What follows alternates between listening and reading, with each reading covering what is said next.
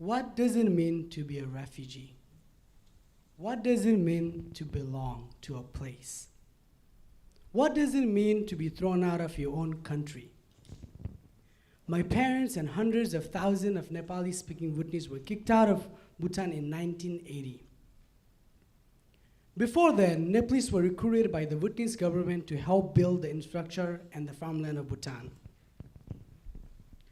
When this new policy, as the Bhutan government called One Bhutan, One People, this ethnic cleansing forced my people out of the country. When this new law was passed, Nepalese were not allowed to speak their language, they were not allowed to wear their traditional clothing or practice their religion, Hindu. When the Nepalese people opposed this ethnic cleansing law, they were brutally raped, men were in prison, and they were forced to leave the country. Many people drove through India to escape this cruelty, but my family weren't so lucky. They had to walk hundreds of miles to flee this cruelty. My family and I ended up in refugee camp in Nepal. I was born there. Even though we were Nepalese, we did not belong to this community. They thought we were outsiders, and they would call this and use this derogatory word called Bhutange. To even ask for small favor, we had to conceal our true identity. To even get a job, to go to school, because we didn't have any documentations in the camp. Like many other refugees, my dad had to go outside of the country to find employment.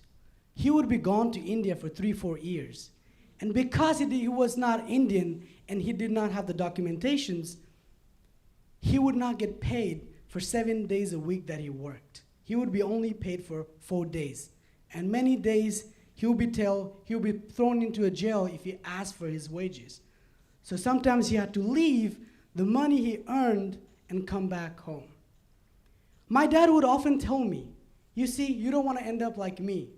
Education is the way. You have to break the poverty of cycle. Ever since I was a little kid, I loved going to school. When I was a little kid, I would chase my siblings around and I begged them to take me to school with me because it was established in my family. Education was the only way. My mom was not allowed to go to school in Bhutan. They said girls don't go to school. My mom at age 37, she went to school with me. She taught herself how to read, write, and she would help me with my Nepali homework. My dad and I learned how to ride a bike together. My parents have sacrificed so much just so we can have the opportunity. My brother was in 10th grade. In the camp, we did not have higher education. So you have to go outside of the city to access college.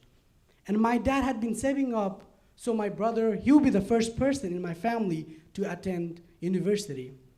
And my dad would bring the money he had earned from India and wherever. He did constructions and all sorts of jobs. And he would put in this piggy bank. In 2008, my camp got caught in fire. 1,500 houses were burned, including my home. I remember that night, clear as day, but my innocence wouldn't let me perceive the devastation that was happening. My dad ran inside and got the piggy bank. And my mom said, open it before anything happens. And my dad said, it's not safe. Because after the fire was burning, we had to cross the river and go to a different place for safety. After 3 days, my dad opened the piggy bank. All the money was turned into ashes. That was the first time I saw my father cry. Up until this point, my dad, as a 40-year-old, had learned how to ride a bike, had learned how to do construction, had gone to India, spoke the language, so we could have a better future, so my brother could go to college. At that point, my dad said, this is it. We have nothing to lose. Let's just take another chance. In 2008, we decided to immigrate to the United States. As soon as I came to the United States, I was enrolled into middle school. When I came here in school, I did not speak any language. I did not know the custom, and my classmates viewed me as this kid who immigrated from nowhere who had a very thick Indian accent. They made fun of the way I said the letter Z, the way I dress up. I did not know guys don't wear pink clothes here. And in cafeteria, that was the first day of my school, and I'm sitting in a cafeteria with a box of milk. And I'm trying to open this. It's like a puzzle to me. I have never seen a milk jug before. And I'm like, how do you open this thing? I finally figured out that you poke a hole in it. In high school, ever since, as I said, I loved school, and my parents had given up so much, and I decided to join speech and debate. Neither did I know the language at this point. So that was really fun. Debating with the native English speakers as an English learner, that was really fun. And in my junior year of high school, my speech and debate coach planted this seed in my head that I think he was the only teacher in the school who saw us differently. He saw English learners and immigrants differently because his dad was an immigrant. And he would tell us, are you planning to go to college? Up until this point, nobody had saw me that I was a college material, that I could even go to college. And so next day, I go and talk to my counselor, and I tell him, I would like to take an IV course because I wanted to challenge myself and be ready for college. He looks at me and says, I see that you were an English learner and you were taking ESL 4. I think that course would be really, really challenging for you. I don't know if that's a right fit for you. At that point, I felt like that 8th grader when I came in 2008.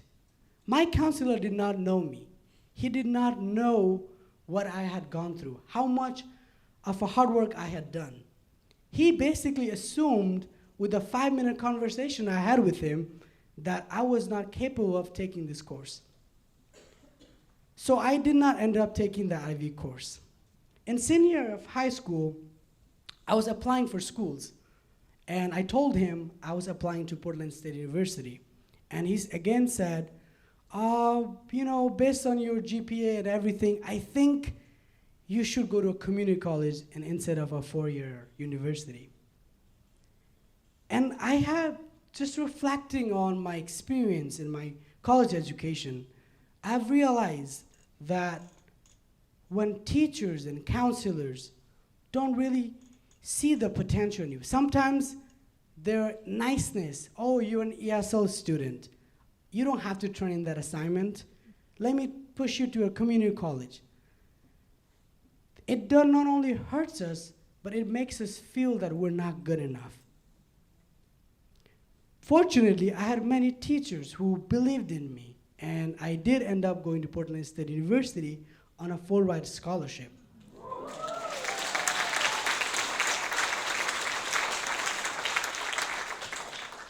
Currently, I'm working on my master's for educational leadership and policy, and hoping to change policy and that really hurts refugee and immigrants.